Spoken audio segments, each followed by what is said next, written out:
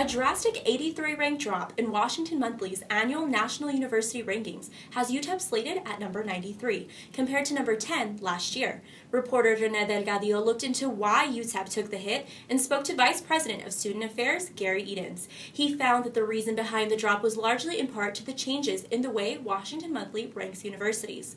Now, the publication does not give any category more weight when considering the overall score of the university. To read the full story, you can visit our website at theprospectordaily.com. The UTEP Dinner Theater is preparing for their upcoming production, Priscilla, Queen of the Desert. The Prospector News Weekly's Vania Castillo went behind the scenes to see how the costumes are made for the production. I started performing with the Dinner Theater 3 years ago, and I really wanted to get involved besides performing, so one day I just came in and said, "Are you hiring?" And he was, and so it began.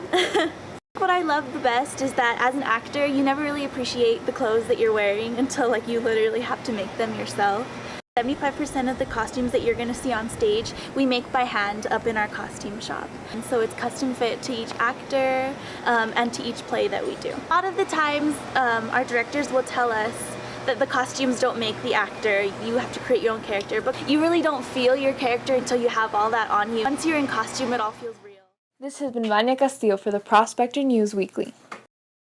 Priscilla, Queen of the Desert will run from September 30th through October 16th.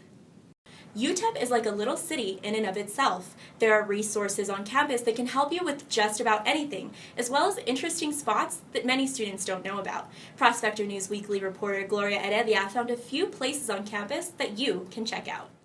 You know the main buildings and where to hang out, but do you know of these places? You should look for the cave up in the mountain next to the Robin Center and the Sun Bowl Stadium. A little hike is necessary, but the view of campus will definitely make it worth it.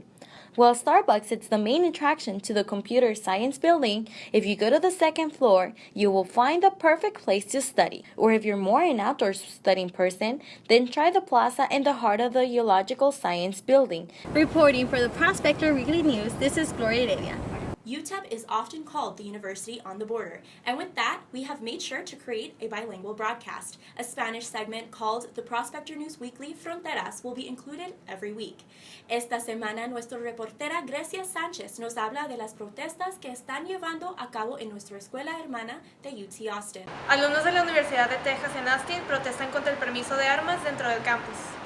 Coxna Glocks, la universidad a cargo de la protesta, pretende erradicar la ley de Texas exponiendo al menos un dildo en la mochila de cada estudiante, mostrando así la ironía de la ley al permitir una pistola y no un dildo en un salón de universidad de Estados Unidos.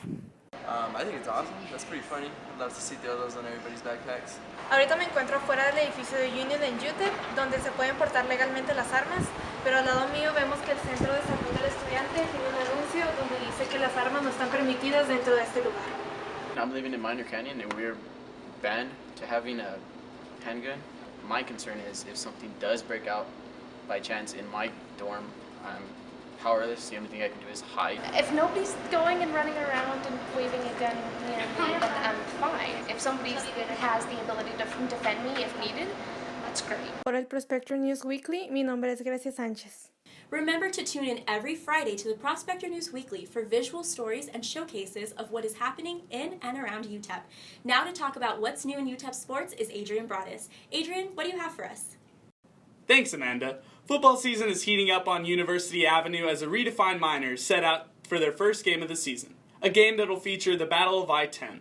The New Mexico State Aggies come into Miner territory on Saturday night looking for revenge from last year's 50-47 overtime loss.